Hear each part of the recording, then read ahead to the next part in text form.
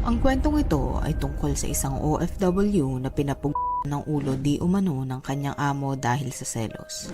Sino ang babaeng ito at sino ang kanyang amo na gumawa nito? Welcome to Tagalog Story Files. Kung ikaw ay mahilig sa kwentong krimen, katatakutan, trivias at general knowledge ay huwag kalimutang mag-follow at mag-subscribe. Isang araw habang naglalakad ang magsasaka papunta sa kanyang bukid na sinasaka sa lalawigan ng Nueva Ecija, bayan ng Cabiao, ay nadiskubre niya ang isang timba na naglalaman ng isang kagimbal-gimbal na bagay. Ang timba ay parang sinadyang itinapon sa kanal. Siya ay na-curious umano sa laman nito at baka maari niya pa itong mapakinabangan kaya unti-unti niya itong nilapitan para tignan. Laking gulat niya nang buksan ang timba dahil naglalaman ito ng isang na ulo ng babae. Sa sobrang gulat niya ay napatalon siya at lumayo sa timba. Nang siya ay mahimasmasan na, napansin niya na sa di kalayuan ay may nakita din siyang isang sako. Kahit siya ay takot na takot, naglakas loob siyang tignan ang laman nito. Pagbukas niya ay nakakita siya ng mga dokumento. Habang tinitignan niya ang mga dokumento, nakita niya ang pagkakakilanlan ng babae gamit ang passport at birth certificate nito. Ang babae na nakita niya sa passport at birth certificate at ang babae na itinapon ng ulo sa isang timba ay nagngangalang Maribel Alpaz. Sino si Maribel Alpaz? Si Maribel ay pinanganak noong February 2, 1983. Siya ay lumaki sa Hinubaan, Negros Occidental. Si Maribel ay malapit sa pamilya, lalo na sa kanyang mga pamangkin ayon sa mga nakakakilala sa kanya. Ayon sa kanyang kapatid na si Josabel, pangarap nitong mabago at mabigyan ng magandang buhay ang kanyang mga magulang. Kaya kahit siya ay 31 years old na, ay mas pinili niya pa ring tulungan ng pamilya bago mag-asawa. Dagdag din ng kanyang kapatid, si Maribel ang nagtaguyod at nagpaaral sa kanya sa kolehiyo. Simple lang ang pamumuhay ni Maribel sa probinsya. Ngunit dahil gusto niyang umunlad at matupad ang mga pangarap sa pamilya, ay napagdesisyonan niyang magtrabaho sa ibang bansa bilang OFW. Noong taong 2011, natuloy ang pag-alis ni Maribel. Siya ay lumipad patungong Europa sa Warrington, UK. Kahit mahirap ang malayo sa pamilya, ay itinuloy niya pa rin ang pagtatrabaho sa ibang bansa para sa kanyang pamilya. Sa tuwing si Maribel ay sumasahod, halos lahat ng kanyang sahod ay pinapadala niya sa kanyang mga magulang. Makalipas ang 2 taon na pagtatrabaho bilang isang OFW, siya ay bumalik sa Pilipinas para bisitahin at makasama ang kanyang pamilya. Noong March 2014, ang nakatakda niyang pag-alis muli at pagbalik sa ibang bansa. Ngunit isang nakakapanlumong balita ang natanggap ng kanyang mga magulang. Ayon sa balita, natagpuan ang ulo ni Maribel sa Cabiao, Nueva Ecija. Nang malaman nila ang balita, ang kapatid ni Maribel na si Josabel ay agad-agad bumiyahe papunta sa Cabiao, Nueva Ecija. Nang siya ay makarating, kinumpirma niya na ang ulo na natagpuan ay ang kanyang kapatid. Ngunit dismayado si Josabel dahil hindi umano natagpuan ang katawan nito. Ayon sa mga investigador na pumunta at tumingin kung saan natagpuan ang ulo, ay maari umanong ito ay itinapon lang doon dahil walang mga bakas na dugo sa paligid nito. Malaki ang katanungan at pagtataka ng mga investigador dahil kahit alam na nila ang pagkakakilanlan ng biktima, ay pinagtataka nila kung bakit nasa Nueva Ecija ito kahit sa mga dokumento ay nakalagay na ito ay taga Negros Occidental. Ang mga katanungan ng otoridad ay tila nasagot nang makita nila ang isang kontrata na naglalaman na si Maribel ay nagtatrabaho sa mag-asawang Dennis at Girlie Samson. Sa pag-iimbestiga ng mga otoridad, napag-alaman nila na ang mag-asawang Dennis at Girlie ay orihinal na pinanganak sa Pilipinas. Ngunit mas pinili nilang magtrabaho at manirahan sa ibang bansa. Ang mag-asawa ay may 2 anak at dahil parehas silang may trabaho, kulang ang oras nila para maalagaan ang kanilang mga anak. Nang magkasundo ang kanyang magiging amo at si Maribel sa magiging responsibilidad niya at sa magiging sahod niya, ay inayos na ang mga papeles nito. Noong 2011, naayos na ang lahat ng papeles na kakailanganin niya para makaalis ng bansa. Kaya't siya ay nagpaalam sa kanyang pamilya at tuluyan ng umalis papunta sa London. Nang siya ay makarating sa bahay ng mag-asawa ay ginampanan niya ng maayos ang kanyang trabaho. Bukod sa kontrata na natagpuan ng mga otoridad, Nakita din nila ang isang papel na naglalaman ng sulat kamay na itinerary ni Maribel. Nakasulat sa papel ang mga plano niyang gawin noong taong 2014. Mula sa pagbaba sa airport, pagdating sa bayan ng Santa Rosa at kung anong highway siya bababa. Base sa sulat, dapat alas 10 ng gabi ay nakarating na siya sa gas station na matatagpuan sa Mariano Highway. Ang sulat na naglalaman ng itinerary ni Maribel ang kanilang naging gabay kung saan nila uumpisahan ng kanilang investigasyon. Agad nakipagtulungan ng manager ng gas station sa mga otoridad. Ipinakita nila sa mga otoridad ang CCTV footage kung saan maaring nakuhanan si Maribel. Sa mga CCTV footage ay natuklasan ng mga otoridad na matagumpay na nakarating si Maribel sa Nueva Ecija.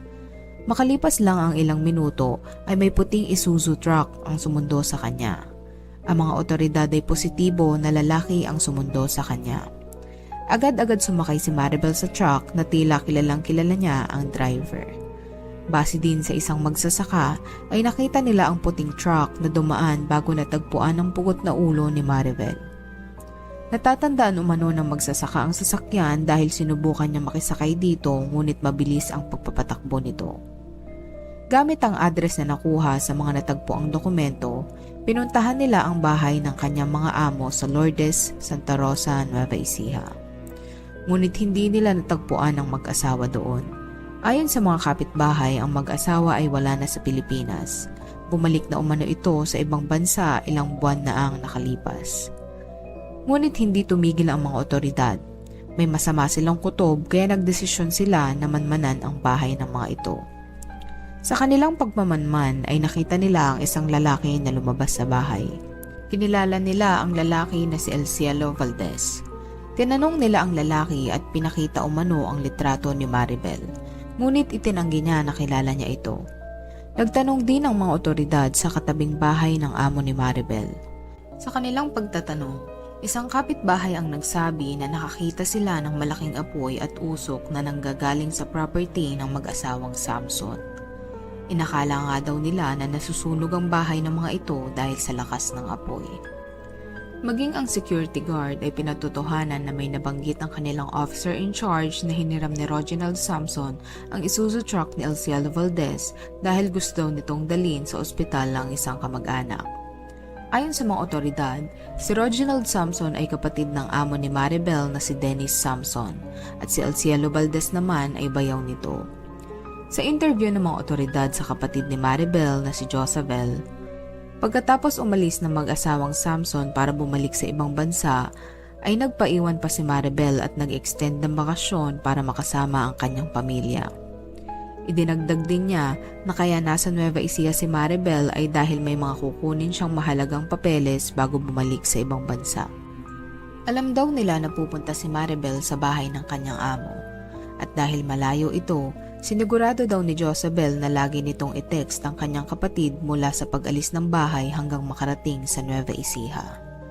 Madalas umano itong mag-reply ngunit nung makarating umano ito sa gas station ng Nueva Ecija ay hindi na ito sumasagot sa kanyang mga text. Gamit ang mga salaysay ni Josabel, agad pumunta ang mga otoridad sa judge upang paaprubahan ang search warrant para sa bahay ng mga Samson. Dahil malakas ang kutob nila na maaari silang makakita ng ebidensya kapag ito ay hinulughog nila.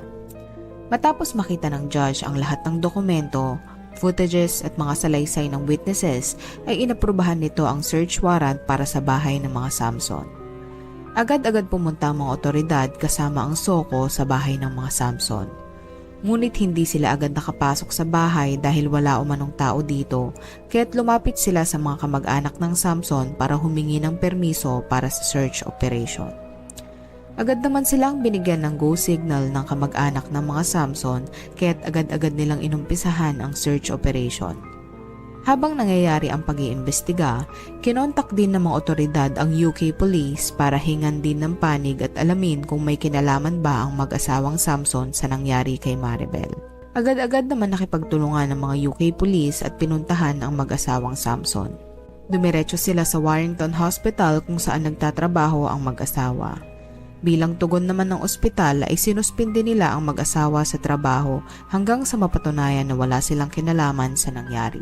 Ayon sa isang article na pinost ng isang news outlet, Nang ma-interview si Girlie Samson ay sinabi umano nito na bilang amo ni Maribel sila ay na-stress at nagalit sa sinapit nito. Sinabi din niya na naging malaking tulong daw si Maribel sa kanilang pamilya simula nang dumating ito. Tahimik umano silang namumuhay sa kanilang 3 palapag na semi-detached townhouse. Ultimo ang mga kapitbahay nila umano ay gustong-gusto si Maribel dahil sa likas nitong kabaitan. Hindi rin umano kasambahay ang turing nila kay Maribel kundi isang parte na din ng kanilang pamilya. Noong November 2013, nagdiwang ang pamilya Samson ng Pasko at Bagong Taon sa Pilipinas. Kahit isinama rin nila si Maribel, sila rin ang nagbayad ng plane ticket nito pauwi sa Pilipinas. Nang matapos ang selebrasyon ay agad ding umuwi ang pamilya Samson sa UK at nagpaiwan si Maribel. Ayon kay Girlie, nakatakda dapat bumalik si Maribel sa UK noong March 21 ngunit hindi na ito nakabalik dahil isang araw bago siya umalis ay pinatay ito. Itinanggi din ni Girlie na may kinalaman siya sa nangyari dahil hindi umano nila ito magagawa dahil pamilya na ang turing nila dito. Sinang-ayunan naman ni Dennis ang pahayag ng kanyang asawa na si Girlie. Ibinahagi ni Dennis na wala silang kinalaman sa nangyari dahil matagal na silang wala sa Pilipinas. Nabanggit din nito na bago bumalik ng UK si Maribel ay pinakiusapan niya itong pumunta sa Nueva Ecija upang kunin ang isang dokumento at dalhin papunta sa UK. Nang mapasakamay ng mga otoridad ang resulta ng interview sa mag-asawa sa UK ay in-interview nilang muli si Josabel. Binahagi ni Josabel na kahit minsan ay walang nabanggit ang kanyang kapatid na sinasaktan siya ng kanyang amo. Ang tangi lang umanong inirereklamo ni Maribel ay ang maliit na sahod nito. Kaya't plano ni Maribel na magtiis pa ng ilang taon para makapag-apply ito ng British residency na magiging daan para makahanap ito ng mas magandang trabaho. Nang lumabas na ang resulta ng search warrant ay may mga nakalap umano silang ebidensya na makakatulong sa kaso. Isa sa kanilang nakita ay ang pinagsunugan sa harap ng bahay ng mga Samson. Nang tignan nilang maigi at alisin ang mga kahoy ay nakakita umano sila ng mga buto ng tao. Sa hindi kalayuan ay nakakita sila ng septic tank kaya't minabuti nilang tignan ito. Nang buksan nila ito ay nakakita sila ng mga buto at ang mga dokumento na pagmamay-ari ni Maribel. Ayon sa mga otoridad, itinapon nila ang malalaking buto sa septic tank habang ang maliliit naman ay naiwan sa pinagsunugan. Bukod sa mga buto na natagpuan sa bahay ng mga Samson, nakakita din sila ng buto ng tao sa bahay ni Reginald na hinihinala nilang kay Maribel. Gamit ang napakaraming ebidensya, ang prosekusyon ay agad sinampahan ng kaso sina Reginald Samson at Elcielo Valdez.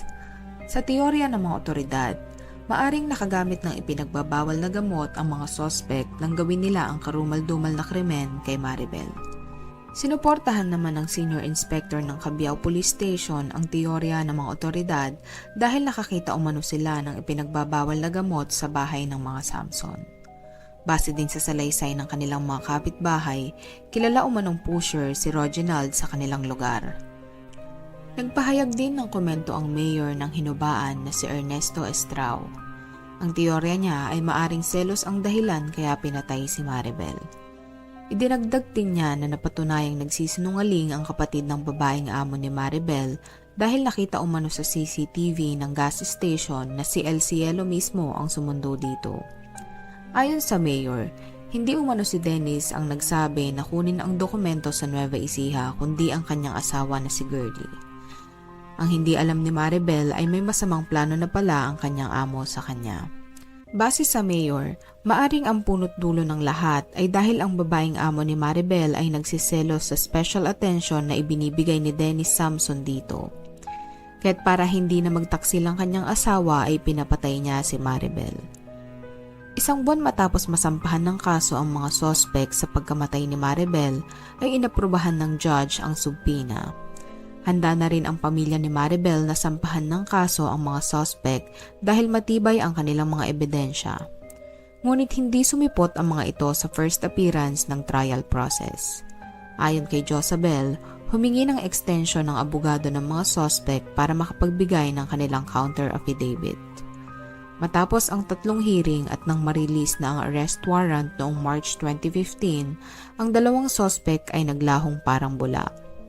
Sobra din ang pagkadismaya ng pamilya ni Maribel dahil ang mag-asawang Samson ay nakabalik ng normal sa kanilang mga trabaho dahil wala umanong maipakitang malakas na ebidensya ang mga otoridad sa Pilipinas sa mga otoridad sa UK. Upang makatawag ng atensyon mula sa publiko na maaring makatulong para mahanap ang mga suspect, gumawa ng Facebook page ang pamilya ni Maribel. Kaya't kung may alam kayong impormasyon sa kinaroroonan ng mga suspect na ito, ay ipagbigay alam agad sa mga otoridad. Dahil hanggang ngayon, sila ay malayang namumuhay na tila walang ginawang krimen na karumal-dumal. Samantalang ang pamilya ni Maribel ay nalulungkot at habang buhay na nangungulila dahil sa pagkawala niya.